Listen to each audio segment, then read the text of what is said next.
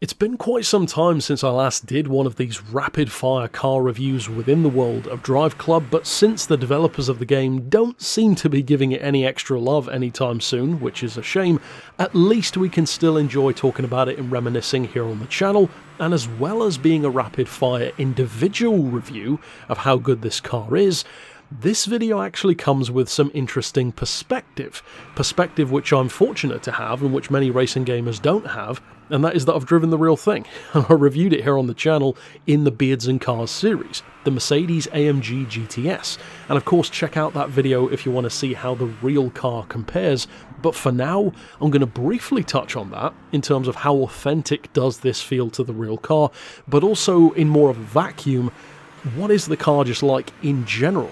Regardless of how realistic it may or may not be, is it a good car to use within the game? Well, first of all, I made some notes when I drove this vehicle, and the notes actually stack up to real life surprisingly well. And that's pretty cool, because DRIVECLUB isn't often thought of as being a necessarily realistic game. Although I've personally always felt it does a lot better than people think. The graphics, for instance, are fantastic.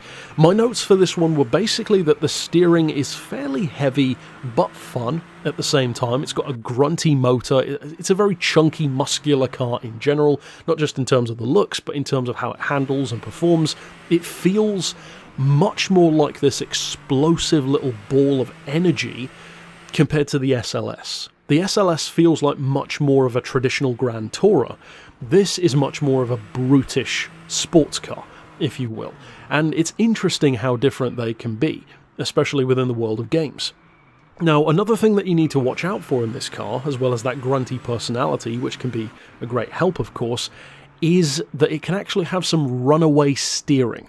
You can kind of turn into a corner, and then as you're exiting the corner, unless you counter steer to straighten up the car, it can sometimes have a tendency to kind of keep going in the direction that you're already turning, almost like oversteer in effect. That's something which you'll want to keep an eye out on if you're doing a lot of chicane or slalom-based events, depending on the map that you're driving on, but I do find it very refreshing and reassuring about the game as a whole, just how well this compares to real life. It does stack up surprisingly well compared to the real AMG GTS. They really capture the personality of the car, and to me that's one of the most important things that a game has to do, not just to be objectively factual, you know, getting the right numbers on the spec sheet or having the right top speed or all that kind of stuff. It's actually about capturing the vibe of the car, the character, the personality, the sound, the way its weight shifts through corners. And on this occasion, they did a great job of that. So that's it overall for this rapid fire review. Doubtless I will feature DRIVECLUB versus the real world in future, and of course, be sure to check out my real review of this car here on the channel as well.